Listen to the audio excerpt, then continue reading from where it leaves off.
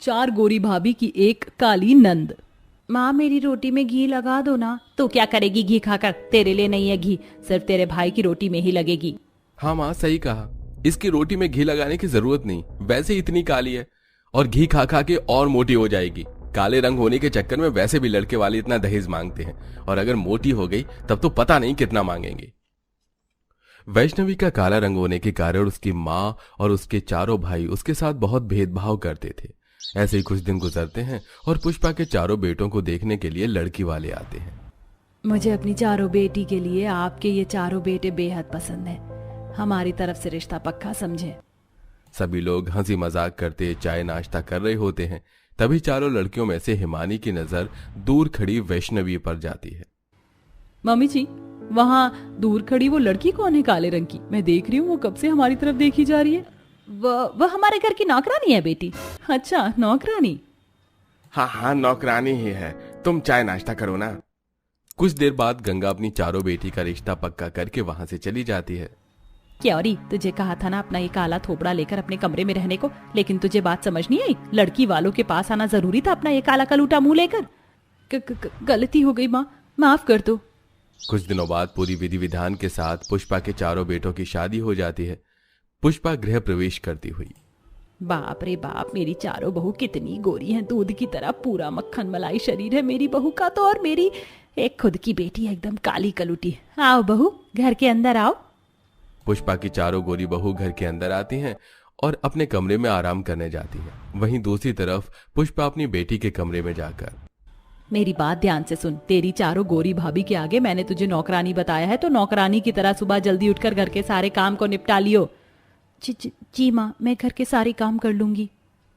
अगले दिन सुबह वैष्णवी उठकर घर के सभी कामों को करने लग जाती है।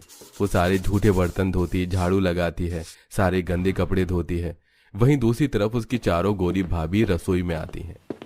अरे नौकरानी ने तो सारा खाना बना दिया, अब हम क्या करें? चलो हम लोग माँ जी के कमरे में चलते, उनसे थोड़ी बातें करेंगे। चारों बहू अपनी सास के कमरे में आती हैं जहां उनकी सास होती ही नहीं। अरे माँ जी तो है ही नहीं, कहीं गई होंगी। ये देखो यहाँ पर फोटो एल्बम रखा हुआ है, चलो देखते हैं।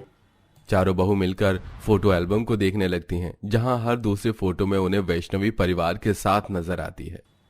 अरे यार, ये लड़की हमारे परिवार की हर तस्वीर में क्यों है? हर पूजा पाठ, बर्थडे पार्टी, शादी जैसी हर खुशी के मौके में इस लड़की की फोटो हमारे परिवार वालों के साथ। ऐसा लग रहा है जैसे कि ये नौकरानी नहीं, हमारे घर की ही सदस्य। चलो ये बात हम उसी से पूछ कर आते हैं, आखिर वो है कौन। चारों बहू हॉल में आती हैं जहां वैष्णवी झाड़ू लगा रही थी। तभी पड़ोस की बबीता घर में घुसती हुई। अरे वैष्णवी, चार सुंदर गोरी भाभी आने के बाद भी तू नौकरानी की तरह घर में काम करे। अरे अब तो अपनी भाभी को बोल तेरे कामों में मदद करे। क्या कहा भाभी? पर हमारी तो कोई नंद है ही नहीं। ये सब कुछ सुनकर वैष्णवी झाड़ू पटक कर वहां से रोती हुई अपने कमरे में चली जाती है। मुझे नहीं पता क्या हुआ ये सब, पर मैंने जो भी कहा वो सच कहा है। वो तुम्हारी नंद है, मैं जा रही हूँ, अपने रिश्ते को संभालो। वैष्णवी के चारों भाभी कमरे के अंदर आती हैं। आखिर क्यों तुमने अपना परिचय हमसे नहीं करवाया? क्या हमसे कोई गलती हुई जो हमारी इतनी सुंदर और प्यारी नंद ने हमसे बात करना तक जरूरी नहीं समझा और इतने दिनों से गैरों की तरह हमारे साथ रह रही थी? नहीं भाभी, ऐसा मत बोलिए, ऐसा नहीं है। मेरी तो चारों गोरी भाभी बहुत सुंदर है और मुझे बहुत पसंद है। तो सच क्या है? वैष्णवी अपनी माँ भाई की सारी बातें अपनी चारों भाभी से कहती है। मुझे विश्वास नहीं हो रहा, हमारे पति की सोच ऐसी है और हमारी माँ, उन्होंने तुम्हारे काले रंग की वजह से तुम्हें इस घर की नौकरानी बनाकर रखा है और हमें भी नौकरानी ही बताया। बातचीत इतनी बढ़ जाती है कि धीरे धीरे घर का हर सदस्य वहां एकत्रित हो जाता है। आखिर क्यों माँ जी, आपने ऐसा क्यों किया? और तुम चारों भाई अपनी बहन को काली होने की वजह से कोस रहे थे और अपनी माँ को रोकने की बजाय उनका साथ दे रहे थे। तो और क्या करते, इतनी काली है, ऊपर से न तो इसका कोई रिश्ता हो रहा है और काले रंग की वजह से तुम्हें पता है लोग लाखों की मांग करते हैं दहेज की। बोझ हो गया है हमारे लिए इसका ये काला रंग। चुप करिए आप लोग, खबरदार अब एक लफ्ज भी अपने मुंह से निकाला हमारी नंद के लिए। हमारी नंद कैसी भी हो हमारे लिए बेहद प्यारी है। उस दिन के बाद से वैष्णवी के चारों गोरी भाभी उसे बेहद प्यार से रखने लगती हैं। एक दिन चारों भाभी मिलकर खाना बनाकर वैष्णवी के कमरे में लेकर आती हैं। वैष्णवी आओ खाना खा लो। मेरा खाना कमरे तक लाने की क्या जरूरत थी, मैं खुद आकर खा लेती रसोई में खाना भाभी। वो बात अलग थी वैष्णवी, जब तुम अकेले कोने में बैठकर खाना खाती थी, पर अब हम अपनी प्यारी ननद को खाना अपने हाथ से खिलाएंगे। अब चारों गोरी भाभी मिलकर अपनी काली नंद को अपने हाथ से खाना खिलाती हैं। पानी पिलाती हैं। वैष्णवी अब अपनी चारों गोरी भाभियों के साथ खुश रहने लगी थी। इसी तरह एक दिन सुबह। वैष्णवी तैयार हो जाओ, आज हम पांचों शॉपिंग मॉल जा रहे हैं घूमने के लिए। इस काली कलूटी के साथ जाओगी शॉपिंग मॉल? बेइज्जती हो जाएगी तुम लोगों की। माँ जी, इसकी चिंता आपको करने की कोई जरूरत नहीं। हमारी ननद बेहद खूबसूरत और प्यारी है, हम उसके साथ ही शॉपिंग मॉल जाएंगे। अब तैयार होकर वैष्णवी अपनी चारों गोरी भाभी के साथ शॉपिंग मॉल जाती है, जहां पर वैष्णवी तरह तरह के कपड़ों को ट्राई करती है। वैष्णवी, ये ड्रेस तुम पर बहुत अच्छी लग रही है, बहुत प्यारी लग रही हो तुम। शुक्रिया भाभी, आज से पहले कभी मेरी किसी ने इतनी तारीफ नहीं की। आप चारों बहुत अच्छी हो। शॉपिंग मॉल से बाहर आने के बाद सामने एक ठेले पर भेलपुरी बिक रहा होता है। वैष्णवी, तुम्हें भेलपुरी खाना पसंद है? मुझे तो बहुत पसंद है, तुम कहो तो खाने चले। अरे भाभी, इसमें पूछने वाली क्या बात है, मुझे भी बहुत पसंद है। चलिए ना, खाते हैं मसालेदार चटपटी भेलपुरी। अब अपनी चारों भाभी के साथ खुशी खुशी वैष्णवी भेलपुरी खा रही होती है। तभी वहां से गुजरता एक लड़का। अरे ओ काली कलोटी बैंगन लोटी, लगता है धूप की सारी किरणें तेरे मुंह पर ही पड़ गई हैं। बाप रे, कितनी काली है, कभी फेयर एंड लवली भी लगा लिया कर।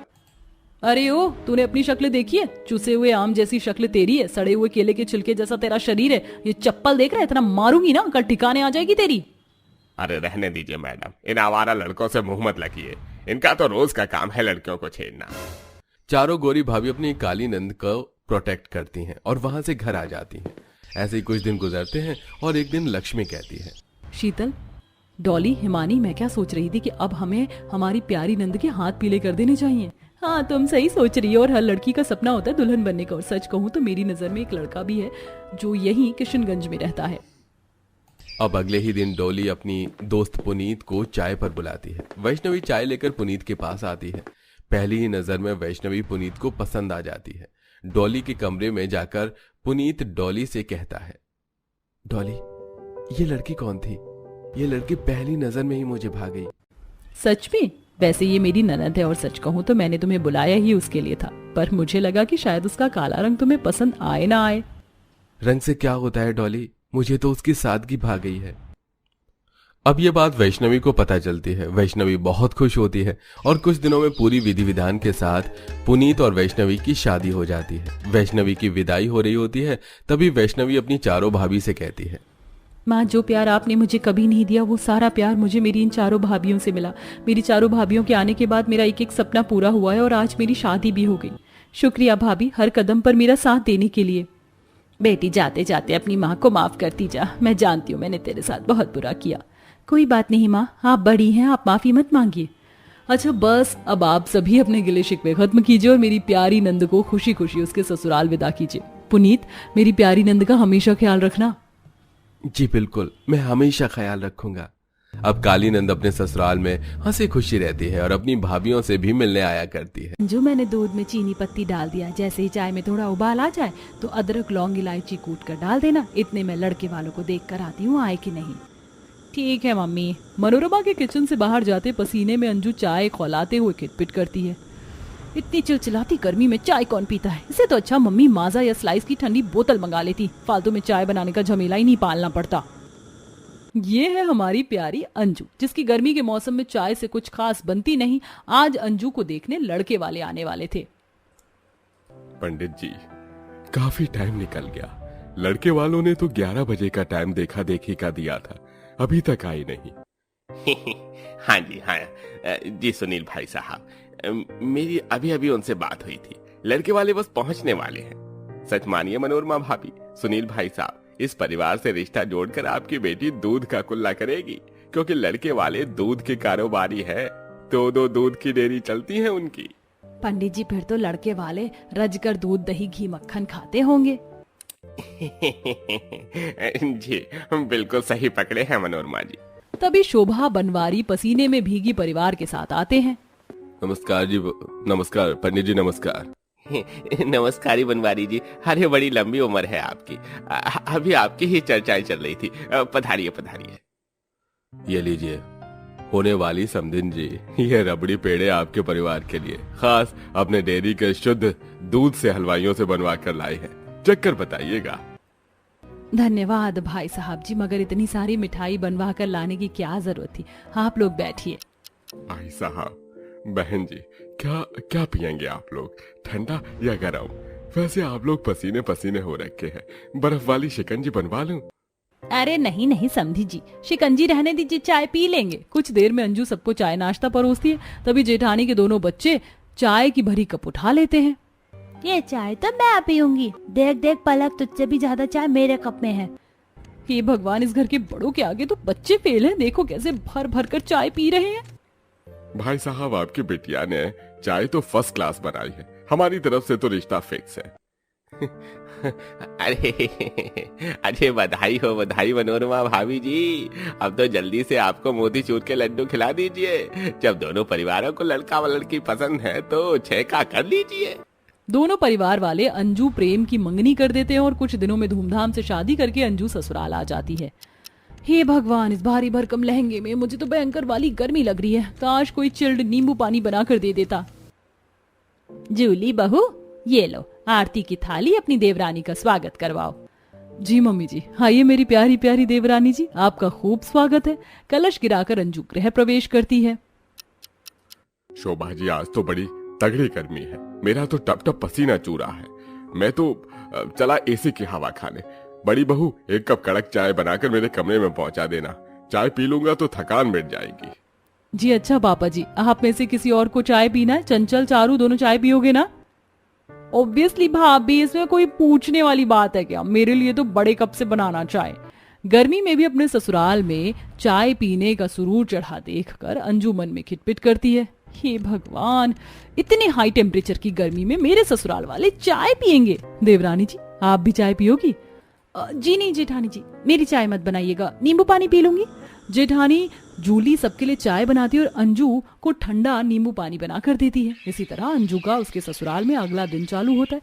जैसे वह किचन में आती है तो दो बड़े बड़े पतीलियों में भरा हुआ दूध रखा देखती है। इस पतीले में तो कितना सारा दूध पड़ा है। लगता है आज मेरी पहली रसोई है ना, तो सासू जी ने खीर और मिठाई बनाने के लिए मंगवाया होगा। इतने में सास जेठानी अंदर आती हैं। प्रणाम माँ जी, मैं आपके पास पूछने आ रही थी। मैं सोच रही हूँ सबके लिए छोले पूरी, मटर पनीर, पुलाव के साथ शाही टुकड़ा, रसमलाई वगैरह भी बना लूं। अरे बहू, इस दूध में मिठाई नहीं बल्कि चाय बनेगी। इतने सारे दूध में चाय बनाने की बात से अंजू चौंक जाती है। क्या कहा? इतने सारे दूध में चाय बना दूं? माँ जी, ये तो काफी ज्यादा हो जाएगा। देवरानी जी, हम लोग स्पेशल चाय पीते हैं तो सुबह की चाय में 10 किलो दूध की खपत हो जाती है। एक एक बंदा 4-5 कप चाय पीता है। बहू, अब सारा सामान बाहर ले चल, वहीं चूल्हा डाला हुआ है, उसी पर बनाना है। अच्छे से अदरक, इलायची, लौंग कूट कर डालना, जायका आए ताकि। जी मम्मी जी। चिड़चिड़ करते हुए अंजू चीनी, चाय पत्ती, भगोना, छन्नी, कप आंगन में लाती और चाय चढ़ाकर आटा गूंथने लगती है। भैंस की आंख, इतनी गर्मी में इतना सारा चाय बनाकर मैं तो पसीने में नहा गई। कहाँ फंस गई? अंजू, और कितना टाइम लगाओगी यार? फटाफट से चाय पराठे ले आओ। खाकर मुझे ऑफिस भी निकलना है, लेट हो रहा है। सचमुच बहू, तूने बड़ा टाइम लगा दिया। अरे चाय बनाने को बोला था तुझे, कौन सी बीरबल की खिचड़ी बनाने में लग गई? जी बस बन गई, मम्मी जी लाई। पसीने में तरबतर अंजू बड़बड़ करते हुए चाय छानती है। हे भगवान, मेरे चाय के चासूड़ ससुराल वालों को बस चले तो इसी में डूब मरे। चाय नहीं हो गया, बवाल हो गया। अंजू चाय परोसती है, सब लोग सुड़ सुड़ करके चाय पीते हैं।